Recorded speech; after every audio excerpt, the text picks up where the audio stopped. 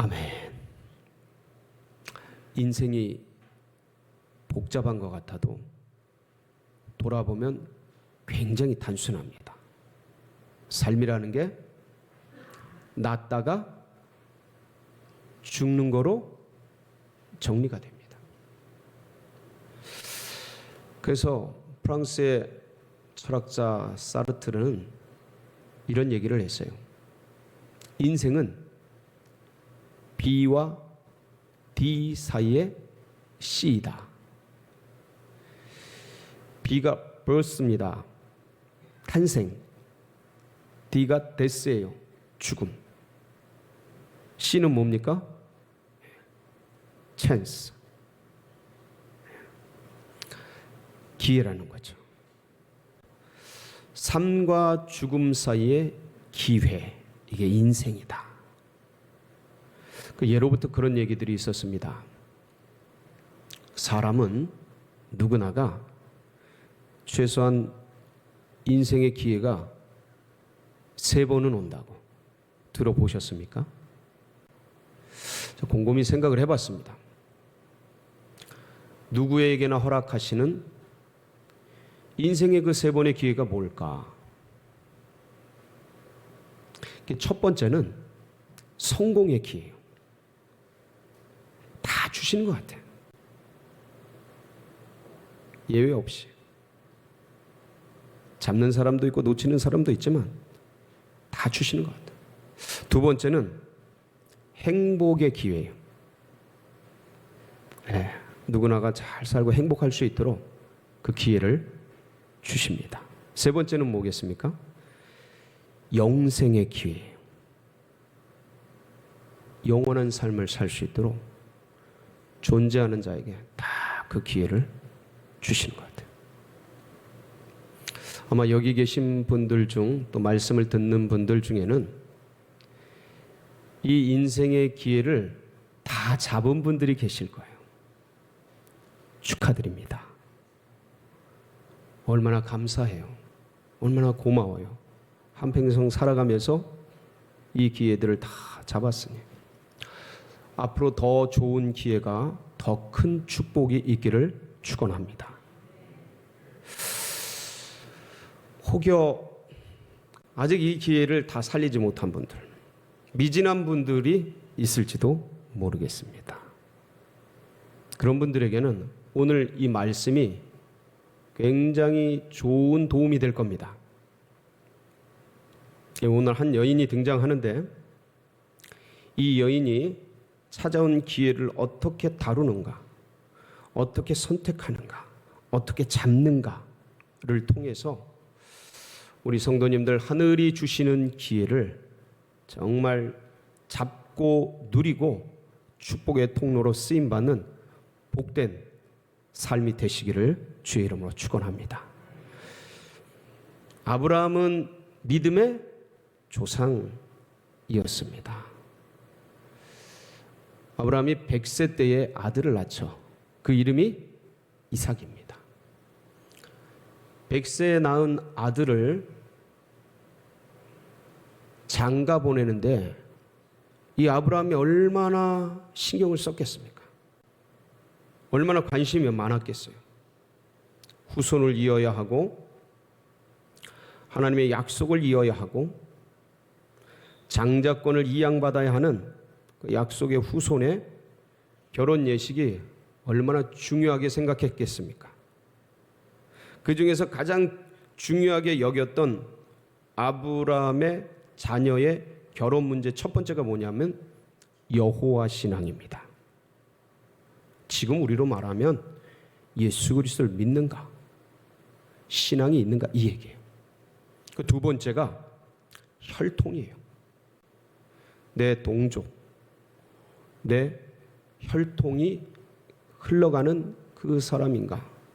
그러니까 이런 걸 따지다 보니까 가나안에서는 배필을 찾을 길이 없었습니다. 그래서 어디로 자연스럽게 마음이 흘러가냐면 본인이 있었던 고향 하란 땅으로 배우자를 생각하게 됩니다. 근데 이때 이미 아브라함은 연세가 많이 들었습니다. 여기가 살던 곳이 브엘세바예요. 이스라엘 가나안의 맨 남단입니다. 하란은 저 메소포타미아 있는 지역이에요. 장장 900km가 넘습니다. 그러니까 그 장거리 여행을 감당할 수 있는 체력과 나이가 되질 않았어요. 그래서 아들처럼 여기는 종이 있었습니다. 엘리에셀이에요. 왜 일전에 자녀가 없을 때 하나님께 이 다메섹 출신 엘리에셀이 제 뒤를 잇겠습니다 라고 말했던 그 아들같이 여기는 종이에요.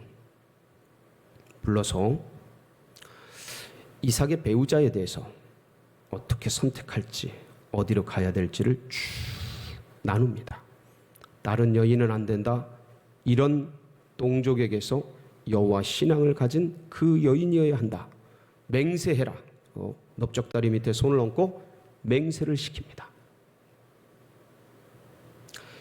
주인의 엄청난 분부를 받은 엘리에셀은 이 사명을 이루기 위해서 먼 길을 떠나가게 됩니다.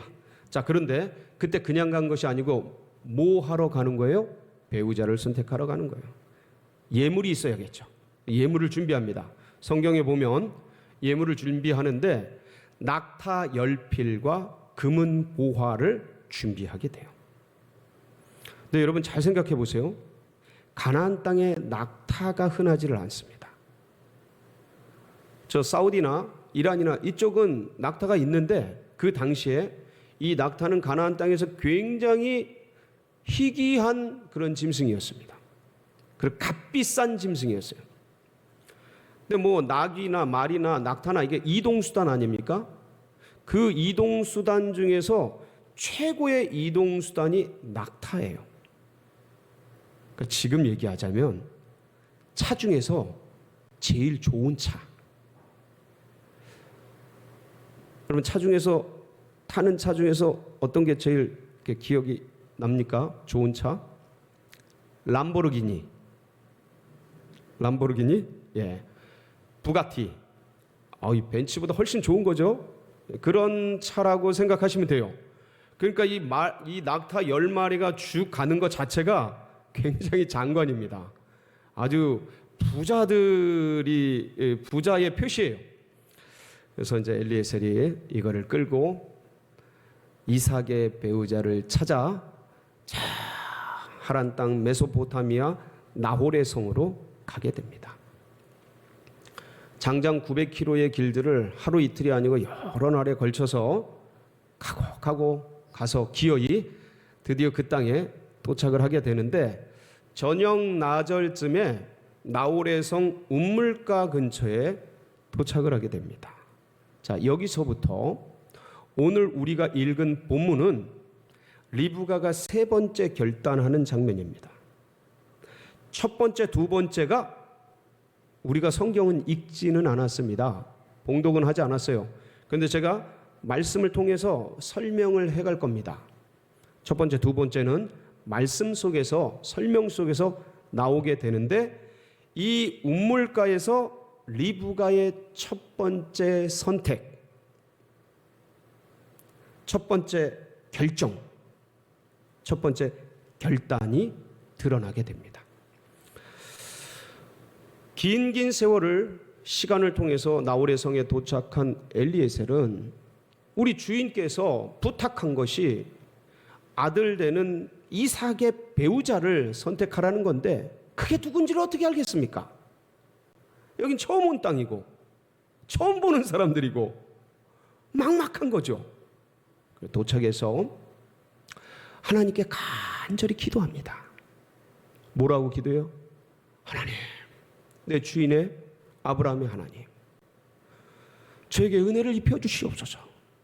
저를 이곳에 보내사오니 제가 누군가에게, 어떤 소녀에게 물을 한 잔 부탁할 터인데 그 소녀가 나에게 물을 주어 마시게 하고 저뿐만 아니라 낙타에게도 물을 주는 소녀가 있다면 그 소녀가 우리 주인의 아들 이삭의 배필될 사람으로 알겠나이다. 이런 은혜를 베풀어 주옵소서.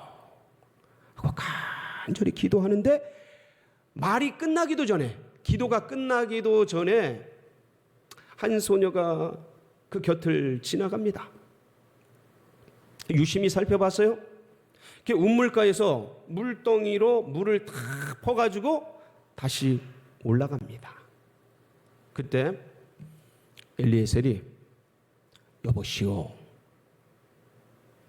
누이시오, 물 한 잔만 주시오. 리브가가 결정을 해야 되는 거예요. 무거운 물동이를 이고 가는데 나는 지금 바쁘니 저 우물가가 가까우니 내려가서 거기서 물을 드시면 되겠습니다 하고 그렇게 얘기를 하거나, 아니면 나는 지금 이게 너무 무거우니 이걸 내리기가 너무 쉽지 않습니다. 그러니 저 물동이가 비어있는 가벼운 저 옆에 지나가는 자들에게 부탁을 좀 해보시지요 하거나, 이 외간 남자 아닙니까? 예? 그리고 지금 저녁에 가서 밥도 해야 되고 이 물을 가져가야 뭐 쌀도 씻고 뭘 할지 음식을 만들고 하지 않겠습니까? 그래서 그냥 모른 척하고 지나갈 수도 있는 거예요. 상관을 안 할 수도 있는 겁니다. 근데 이렇게 결정합니다. 목이 마린 지나가는 사람에게 물을 마시게 해요. 마시게 합니다. 그리고 다 마시는 걸 본 다음에 성경을 보면 그렇게 기록되어 있어요. 다 마시고 나서 그분에게 이렇게 얘기합니다. 저 낙타들도 물을 주고 싶습니다. 그렇게 하라고 허락하니 물동이를 이고 내려가서 물을 다시 부어다가 이 낙타들에게 물을 먹여요. 몇 마리라 그랬죠? 10마리라 그랬죠. 여러분, 사람이 물을 많이 먹겠습니까? 낙타가 물을 많이 마시겠습니까? 이거는 비교할 수가 없죠. 낙타 이렇게 볼록볼록 튀어나온 게 하나가 튀어나온 낙타인지 두 개가 튀어나온 낙타인지는 기록이 되지 않았습니다. 근데 그 튀어나온 게 물통입니다. 낙타 물통. 물을 지고 다니는 거예요. 그래서 wen간에서 낙타는 이 더위와 목마름에 굉장히 강합니다. 물을 지고 다니기 때문에 그 정도로 물을 먹으면 엄청 먹어요. 거기 보면 성경을 보면 마음껏이라고 돼 있어요. 성경에. 그거를 몇 번 왔다 갔다 했는지는 기록이 안 돼 있어요. 한두 마리가 아니고 10마리니까 수번은 왔다 갔다 했을 것 같아요. 그거를 자원해서 하는 겁니다. 여러분, 우리 어른들이 쓰던 말씀이 있습니다. 하나를 보면 열을 안다고. 이 소녀는, 이 젊은 아가씨는 이게 몸에 배 있던 거예요. 섬기고 배려하고 어려운 사람 도와주고. 아니, 목마른 사람 물 한 잔은 줄 수 있습니다. 우리도 그렇게 할 수는 있잖아요. 근데 그 낙타 10마리를 그걸 물 먹일 생각을 누가 합니까? 누가 하지 그걸? 이 여인은 하는 거예요. 자원해서 그렇게 결정하고 결단하고 그걸 해낸 겁니다. 인생의 기회가 왔을 때 이 여인은 그것을 따뜻하게 배려하고 섬기면서 잡은 거예요. 이게 인생의 성공의 놀라운 열매로 가게 됩니다. 아주 작은 섬김과 헌신인데 그런 열매를 맺어요. 뭐라고 말씀하셔요? 한번 보실까요? 네, 창세기 25장 23절 같이 한번 읽어볼게요. 시작. 여호와께서 그에게 이르시되 두 국민이 내 태중에 있구나. 두 민족이 내 복중에서부터 나누이리라. 이 족속이 저 족속보다 강하겠고 큰 자가 어린 자를 섬기리라 하셨더라. 큰 자가 어린 자를 섬기리라. 큰 자가 누구죠? 예, 이 쌍둥이 중에서 에서가 되겠죠. 작은 자는 야곱이 되겠습니다. 누가 말씀하셨다고요? 여호와께서. 리브가는 태중에서부터 여호와의 뜻을 알고 있었던 거예요. 근데 이게 어떻게 전개될지는 생 속에서 보면서 알겠죠. 쌍둥이가 태어납니다. 근데 첫째는 아주 털이 몸이 붉고 털이 있는 그런 아이였어요. 근데 둘째는 발목을 잡고 나옵니다. 발을 잡고 나와요. 형 에서의 발을 잡고 나오는데 붉어서 에서라고 짓고 발목을 잡고 나와서 야곱이라고 짓습니다. 이 둘이 성격이 아주 판이한데 잘 자라나게 돼요. 자라나던 어느 날 그 여러분도 아시는 그 유명한 팥죽 사건이 일어나게 되죠. 형 에서가 사냥터에서 피곤한 몸으로 돌아오는데 그때 에서가 이제 팥죽을 쓰고 있었어요. 그 팥죽 나에게 다오. 형 장자권을 날 주면 내가 이 팥죽 주마 하고 그래 가져가. 그렇게 됐어요. 이 에서는 장자권 하늘의 영의 세계에 관해서 별로 관심이 없었어요.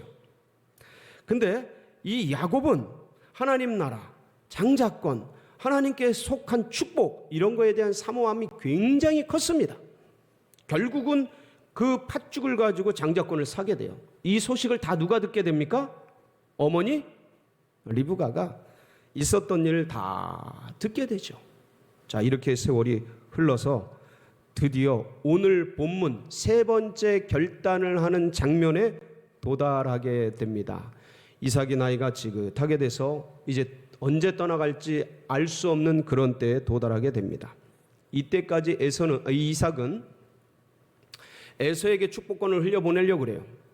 하나님의 뜻이 무엇인지 명확하게 알질 못해요. 그래서 에서에게 이야기합니다. 내가 이제 별미를 먹고 너에게 유언적인 축복을 하려 하니까 가서 준비해 오라고. 이 얘기를 누가 듣게 돼요? 오늘 본문에서 들은 겁니다. 리브가가 곁에 있다가 들은 거예요. 자, 이 얘기를 듣고 결정을 해야 돼요. 그냥 이삭의 축복권이 에서에게 흘러가게 할지, 아니면 전통과 윤리와 도덕과 혈통과 뭔가 여러 가지 면에서 이거는 아니지만 그것을 초월해서 야곱에게 축복권이 흘러가게 할지 결정을 해야 되는 거예요. 뭘 선택합니까? 윤리와 도덕과 전통과 혈통을 뛰어넘어서 에서가 아니라 야곱에게 이 축복권을 흘려보내기로 리브가는 결단을 합니다. 그리고 야곱을 불러요. 야곱을 불러서 뭐라고 합니까? 아버지가 유언적인 축복을 하려 하니 너는 염소 새끼 2마리를 가져가라. 내가 별미를 만들어서 네 손에 주어지고 너는 그것을 가지고 들어가서 아버지의 축복을 받도록 해라. 야곱이 말려요. 뭐라고 말립니까? 속으로는 야곱도 이 축복권에 대한 열망이 있습니다. 근데 아직은 여전히 전통과 혈통과 윤리와 도덕과 어떤 그런 거에 쌓여서 감히 그걸 도전하지 못하고 있는 거예요. 열망은 있는데 마음은 있는데 그걸 도전하지 못하고 있는 거예요. 리브가가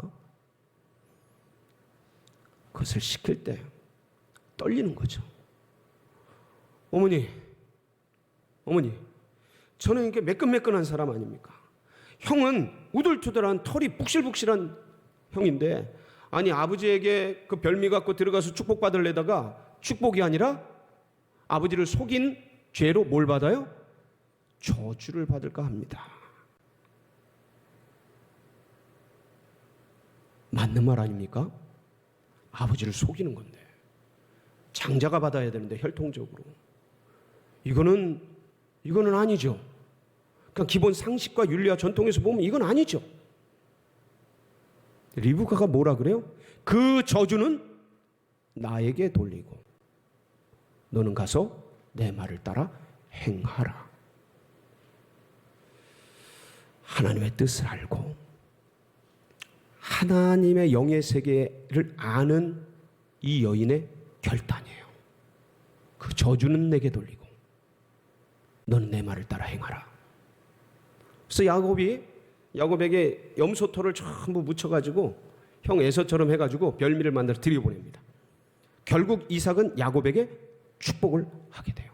이 일로 형 에서와 넘을 수 없는 원수지간이 되는데, 근데 그것을 통해서 또 합력해서 주님께서 놀라운 역사를 만들어 가시죠. 결국 리브가의 이 결단을 통해서 야곱이 영적인 장자권을 가져가게 됩니다.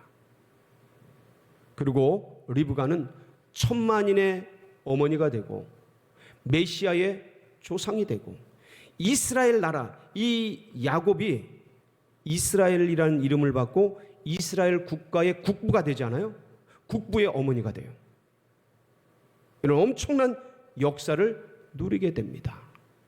여러분, 천국은 침노하는 자의 것이니, 이 리브가가 그것을 알았던 겁니다.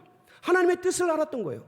그래서 혈통적으로, 전통적으로, 예의적으로, 이성적으로 닫혀있던 그 세계를 그 저주는 내게 돌리고 넌 내 말을 따라 행하라 라는 결단을 통해서 야곱에게 장자권을 전승시킨 거예요. 이로 말미암아 놀라운 역사가 야곱을 통해 일어나게 되었던 것입니다. 사랑하는 성도 여러분, 우리는 이 명절을 통해서 초두에도 말씀드린 것처럼 많은 사람을 만나게 될 겁니다. 마치 선교사들이 해외에 나가서 이슬람 땅에, 불교 땅에, 유교 땅에 나아가서 그 불교권에서, 유교권에서, 이슬람권에서 불법으로 여기는, 그리고 전통에도 그렇게 해당되지 않는, 그들이 생각하기에 상식적이고 이성적이지 않은 그런 일들을 선교사님들이 지금도 하고 있습니다. 뭘 알기 때문에요? 하나님의 뜻을 알기 때문에. 우리는 이번 명절에 많은 사람을 만날 겁니다. 그들은 어떤 면에서는 유교에 사로잡혀 있고요, 어떤 면에서는 다른 신에 사로잡혀 있고요, 다른 종교와 다른 사상 가운데 머물러 있을 수 있는 그런 분들입니다. 세상 신에 사로잡혀 있을지도 모릅니다. 그런데 이게 이 하나님 나라의 축복권, 하나님 나라의 장자권, 하나님 나라의 은혜권이 그들에게 흘러갈 때에 이걸 전할 때 굉장히 어떤 면에서는 거북스럽고 예의가 아닐 수도 있고 그들이 생각하기에 상식이 아닐 수도 있을 겁니다. 그런 걸 뛰어넘으시기 바랍니다. 그들이 몰라요. 그들이 세상에 사로잡혀 있어서, 한계에 사로잡혀 있어서 잘 몰라요. 그 침노할 줄을 몰라요, 하나님 나라를. 근데 리브가는 알았던 겁니다. 그래서 우리가 이 자리에 있었던 거예요. 그 리브가가 나에게, 우리에게 천국을 침노하게 해서 이와 같이 우리도 그들에게 이 아름다운 선택을 할 수 있도록 길을 열어주고 축복의 문을 열어주는 아름다운 귀한 성도님들이 되시기를 주의 이름으로 축원합니다. 같이 기도하시겠습니다.